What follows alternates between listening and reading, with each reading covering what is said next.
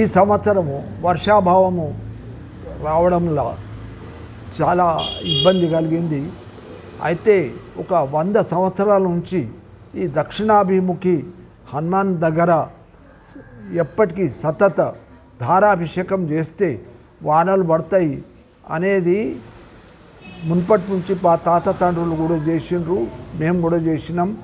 ఈసారి కూడా వర్షాలు పడాలని 72 గంటలు సతత ధారాభిషేకం చేయడం జరిగింది.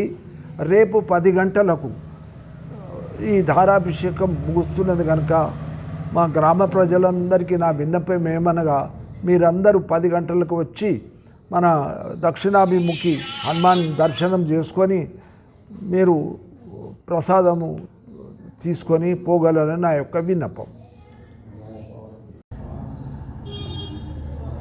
అందరికి కూడా జై శ్రీరామ్, జై హనుమాన్. ఇంతకుముందే పెద్దవాళ్ళందరూ కూడా దీని గురించి చక్కగా విశ్లేషణ ఇచ్చారు. ఇది బోధన్ పట్టణంలో గల దక్షిణముఖి ఆంజనేయ స్వామి దేవాలయం. ఈ దేవాలయం యొక్క ప్రత్యేకత ఏంటి అంటే, ఈ మన బోధన్ బహుధాన్య నగరంలో 7 దేవాలయాలను ప్రతిష్ఠించినటువంటిది సాక్షాత్ రామదాస్ స్వామి గారు. ఎక్కడైతే దక్షిణముఖి ఆంజనేయ స్వామి కనబడతారో అది సాక్షాత్తు ఆ స్వామి ప్రతిష్ఠించినటువంటి దేవాలయం అని చెప్పడంలో ఎలాంటి కూడా సందేహం లేదు. అంతకుముందే నాకు పెద్దలందరూ తెలియజేశారు, ఇలా మన బోధనలో ఎక్కడెక్కడ ఉన్నాయనేటువంటిది కూడా విశ్లేషణ మన బాబాగారు ఇచ్చారు. దాంట్లో భాగంగా ఇక్కడ పురాతనంగా వచ్చేటువంటి సాంప్రదాయం ఏంటంటే, ఎప్పుడైతే బోధన్ పరిసరాలలో వాన కురియడం లేదు, మరి అనావృష్టి జరగబోయే సమయం వస్తున్నది అని అంటే, ఇక్కడ కంపల్సరిగా తప్పనిసరిగా 3 రోజులు సంతద్ధార అభిషేకం చేస్తే ఎంత వర్షం పడుతుందో మనం అసలు ఊహించలేనటువంటి ఘట్టం కూడా మనకి ఇక్కడ సాక్షాత్కారంగా నిదర్శనంగా ఉంది.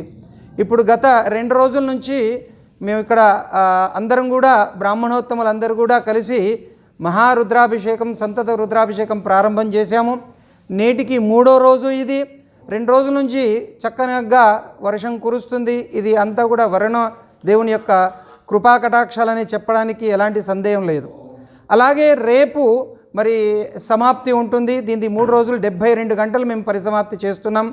దాంట్లో భాగంగా గ్రామంలో ఉన్నటువంటి ప్రతి ఒక్క కుల పెద్దలు, కుల సభ్యులు 60 మంది ఎవరైతే కుల పెద్దలు ఉన్నారో వాళ్ళందరూ కూడా రేపు ఇక్కడ 10 గంటల నుండి 11 గంటల లోపల ఇక్కడ మీరందరూ కూడా హాజరు కావాలి. ఎందుకయ్యా అంటే, ఒక దేవుడి దగ్గరకు వెళ్తున్నప్పుడు 10 మంది వెళ్తే మన యొక్క ఏదైతే రిప్రజెంటేషన్, ఏదైతే మన మొర ఉందో అది తొందరగా మనకు శాంక్షన్ అవుతుంది.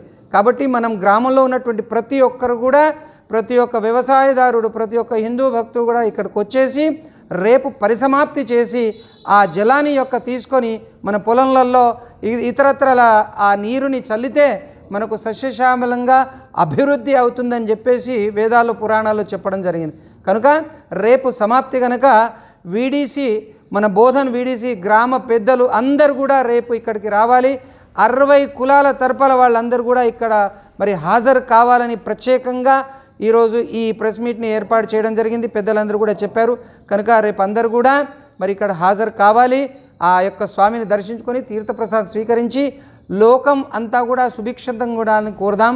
సర్వే జన సుఖినో భవంతు, సమస్త సన్మంగళాని భవంతు. ఎందుకంటే అందరు క్షేమంగా ఉంటేనే మనం క్షేమంగా ఉంటాం. కాబట్టి అందరు కూడా రేపు రావాలని మరీ మన యొక్క బ్రాహ్మణ సమాజం నుంచి మరియు వీడీసీ పెద్దల తరఫు నుంచి మీ అందరినీ కూడా మేము ఆహ్వానిస్తున్నాము.